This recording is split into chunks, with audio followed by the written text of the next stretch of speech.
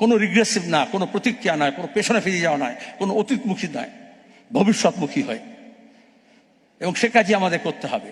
এবং সেটা যাতে না করতে পারে, যখন জোর করে ঠেলে ঠুলে মিথ্যাচার করে তার বাপ মাকে ভুল বুঝিয়ে লাশটাকে সাবার করার চেষ্টা করছিল, তখন এই প্রজন্মেরই বুদ্ধদার প্রতিষ্ঠিত সংগঠন ডিওয়াইএফআই এর কর্মীরা, এসএফআই এর কর্মীরা গিয়ে ওই গাড়ির সামনে বুক চিতিয়ে দাঁড়িয়েছিল, যাদেরকে মলেস্টেড হতে হয়েছে, যাদেরকে ম্যানহ্যান্ডেল করেছে, সেই ব্যাপারে আমরা কেস করেছি, কিন্তু তার কোনো ভ্রুক্ষেপ নেই।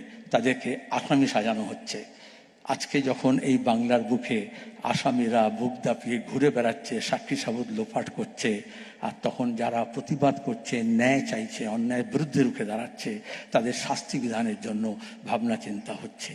এই অন্যায়ের শেষ করতেই হবে, কিন্তু সেটা আমি চাইলে হবে না, আপনি চাইলে হবে না, হাজারো লাখো মানুষের সমবেত কণ্ঠে শুধু সোচ্চারে বললে হবে না, লাগাতার আন্দোলনের সংগ্রামকে তীব্রতা বাড়িয়ে আমাদের সেই কাজটা করতে হবে। বুদ্ধদাকে শ্রদ্ধা জানাবো, বুদ্ধদারই ভাষায় এ লড়াই লড়তে হবে, এ লড়াই লড়তে হবে, এ লড়াই জিততে হবে, এ লড়াই লড়তে হবে। কমরেড বুদ্ধদেব ভট্টাচার্য অমর রহে।